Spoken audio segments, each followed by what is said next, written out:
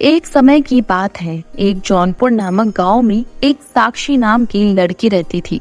वह जानवरों से बहुत प्यार किया करती थी।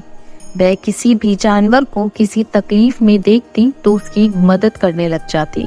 साक्षी के घर में बहुत सारी टोकरियां थी। साक्षी उन टोकरियों को सजा कर रखती थी और उसके घर में उसने कुछ जानवर पाल रखे थे, जैसे कुत्ता, बिल्ली, खरगोश, तोता इत्यादि। वो अपने सभी जानवरों को उन टोकरियों में रखती और उनके साथ बहुत खेलती। साक्षी के घर को सब छोटा चिड़ियाघर कहते थे। एक दिन साक्षी बाजार जा रही थी। रास्ते में उसे एक छोटा सा कुत्ते का बच्चा दिखाई देता है, जिसकी आंखें भी नहीं खुली होती। साक्षी जल्दी से जाकर उसे उठा लेती है और कहती है, ये कितना प्यारा है, लेकिन इसकी माँ कहीं दिखाई नहीं दे रही। वह उस बच्चे की माँ को बहुत ढूंढती है, लेकिन उसे वह नहीं मिलती। वह उसे अपने घर ले जाती है, लेकिन उसके पास उसके लिए कोई टोकरी नहीं होती। वह उसके लिए बाजार में बहुत सारी टोकरी देखती है, लेकिन उसे कोई टोकरी पसंद नहीं आती। वह मायूस हो जाती है और घर वापस आ रही होती है।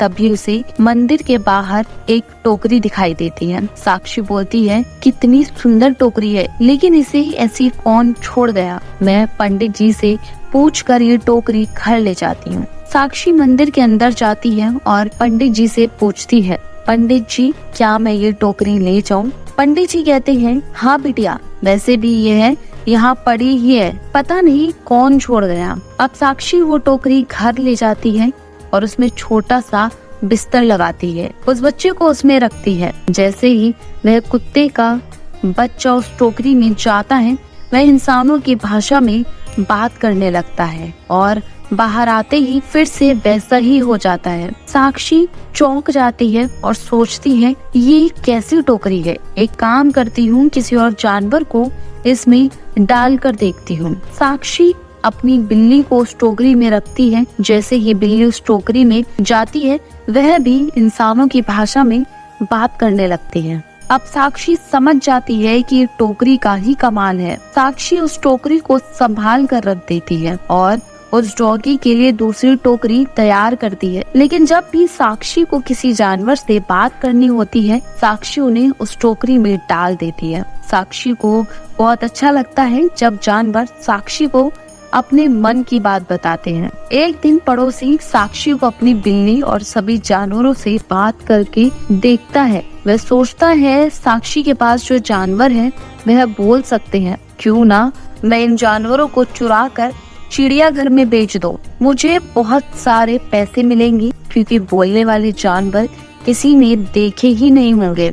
अब पड़ोसी साक्षी के जानवरों को चुराने का प्लान बना लेता है और गलती से उस दिन साक्षी उस जादुई टोकरी को जानवरों के पास ही भूल जाती है। अब रात को पड़ोसी चुपके से जानवरों को चुराने के लिए आता है और जैसे ही वह जानवरों को चुराने के लिए सबसे पहले बिल्ली को हाथ लगाता है, वह खुद बिल्ली बन जाता है। अब उसको देखकर सारे जानवर आवाज करने लगते हैं। साक्षी भाग कर आती है, क्या हुआ, तुम सब इतना तेज क्यों चिल्ला रहे हो? इतने में उसकी नजर दूसरी बिल्ली पर पड़ती है और साक्षी सोचती है, ये कहाँ से आई। वह उस बिल्ली को टोकरी में बैठाती है और उससे पूछती है कि वो कौन है। टोकरी में बैठी हुई बिल्ली बोलती है, मैं तुम्हारा पड़ोसी हूँ। मैं तुम्हारे जानवरों को चोरी करने आया था, लेकिन पता नहीं कैसे मैं बिल्ली बन गया। इतने में टोकरी में से आवाज आती है, यह सब मैंने किया है। साक्षी